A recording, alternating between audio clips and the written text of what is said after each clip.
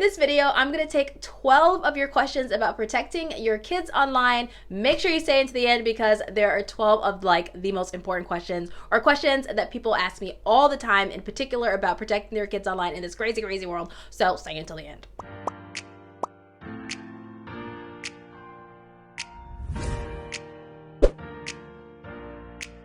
The first question is, when should kids join social media? Well, the answer shouldn't be should, but it really should be could they join social media, because no kid actually needs to join social media unless your kid is like a business owner or is trying to make some type of influence.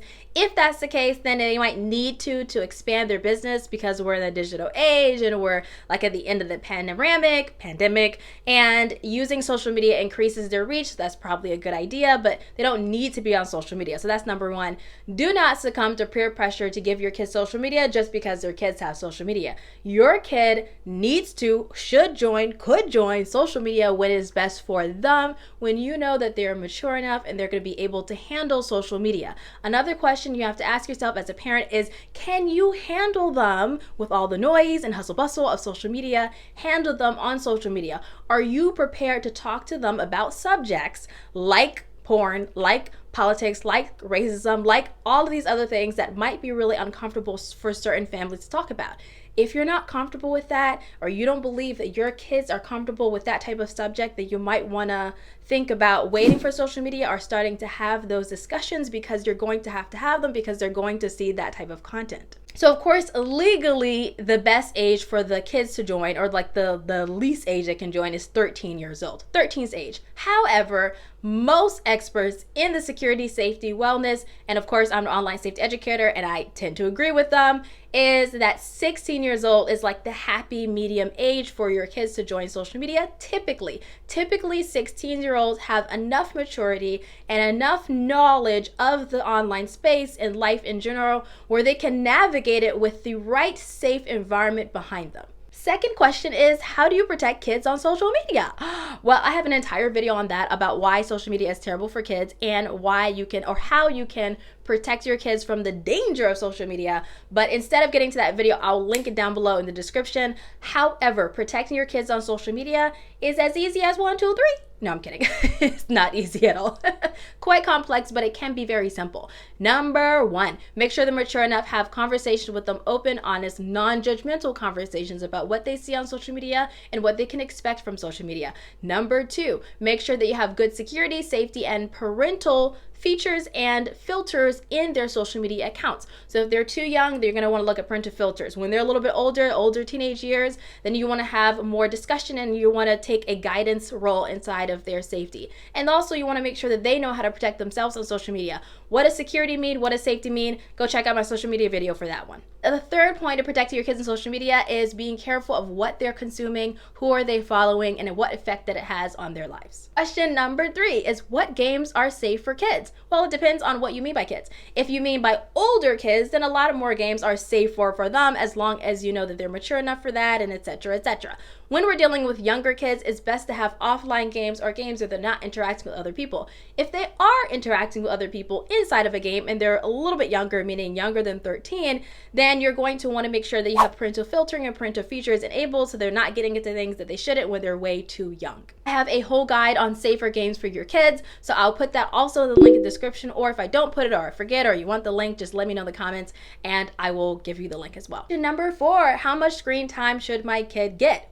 Well, if your kid is younger than 5 years old or 6 years old, the less screen time, the better. Honestly, for everyone, the less screen time, the better. But when kids are really young, it's hard for them to understand what they're seeing on the screen and the difference between reality and what's on the screen. So as much as possible, you want to have environments where if the screen is on, then you have an adult that's there engaging with the screen time with them and allowing them to understand what they're seeing on screen to translate it in real life. So that means if your kid is a toddler, then the screen time is as less screen time as humanly possible. And if you do have screen time, then be there for them. If you can't be there for them for that exact time, then you can interpret what they're seeing, ask some questions about what they're seeing, engage with the screen time, then you can walk away and then come back and keep doing that. When they're a little bit older, so this is between like 7 years old and 10 or 11, then they can have a little bit more screen time. Typically they say 2 to 3 hours. I'm talking about the people who are experts in child development. However, screen time is not all created equal. There's screen time where you're FaceTiming with a friend or a family member or a grandmother or a teacher or whatever. That's completely different than them watching cartoons, which is also completely different than them watching educational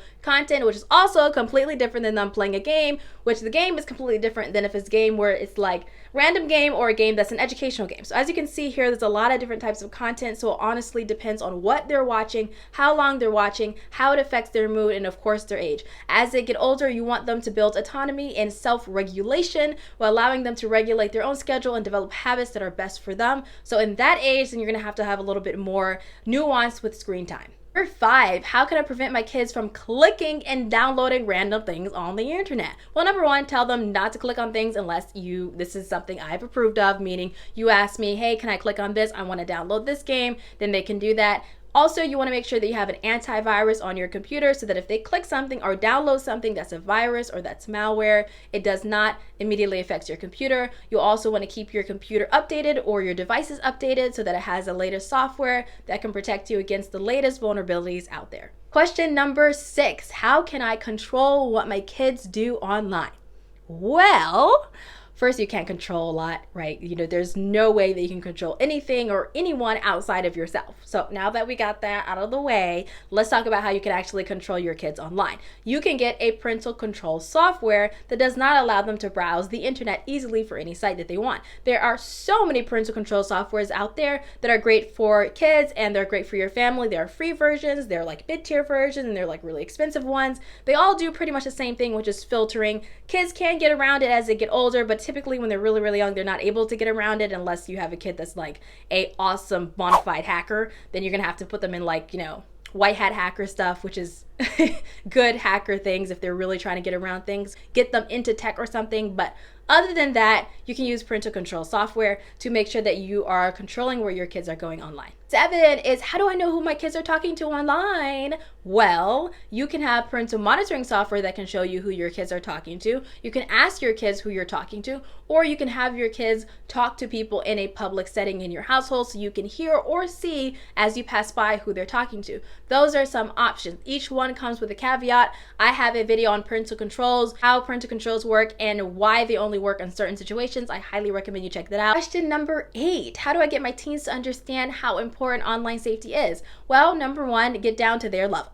So if there's something that they care about a lot, then tell them something that relates to that. So if they're really into gaming or they're really into social media and if you want them to understand the potential risk of what not understanding safety and security is, then tell them that if they don't do X, Y, and Z, someone can get their account, someone can make them lose all of their points or all their progress in a game, or take all of their pictures, or get access to all their messages and publish them online, because that does happen. So if you're not thinking about safety and security, someone can take what you love and what you spent so much time on and completely destroy and ruin it. Now you're getting into their heart. Now they're listening to you. Another bonus way to get your kids to understand why online safety is important is talking to someone like me. I have safekidsmovement.com. I talk to teens inside of there. I mean, this is really for parents, but the parents put on the videos for the teens. I talk directly to your teens and telling them about what online safety is, why it's important. So go check out Safe Kids Movement. Also, link in bio. Question number 9. At what age should I think about online safety?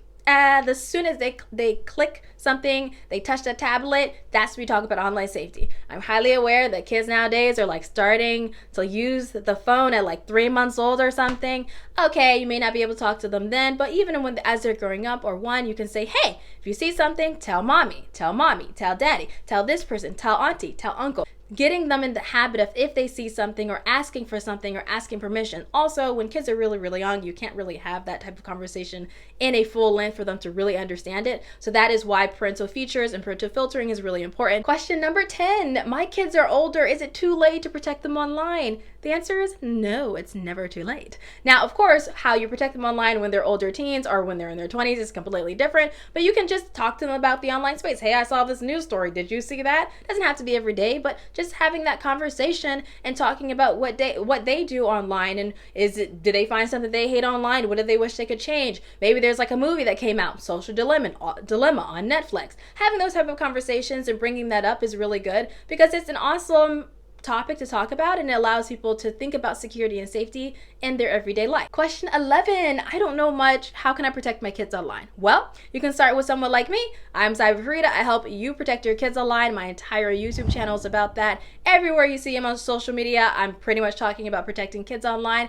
And there are other people who do the same, and there are other companies who do the same. So you have resources online all the time. If you need to get started with social media, or it's not social media safety, but protecting your kids online, then go to safekidsmovement.com, ask me questions below, subscribe to my channel. I'm here to help you from beginning, middle, and end. Question number 12, how do I prevent my kid from watching YouTube channels I do not like? Great question. So what you can do is you can do YouTube Kids, and you can block certain channels that you do not want your kids to watch. However, even if you block channels, that doesn't mean that it's going to block similar channels. So that's really difficult. What I have recommended to parents before, if you're willing to do this, it might be a lot, but if you're willing to do that and you got the time, you got the effort and energy to do this, you can develop an offline playlist where you download all the videos that you pre-approve of. You turn off the internet and they only watch those videos. That's something that you can do if you got the energy. If you don't, then YouTube Kids, you can block a certain channel, or you can do YouTube supervised version for older kids. If you love the answers to this video, then make sure you check out my video, 3 mistakes parents often make.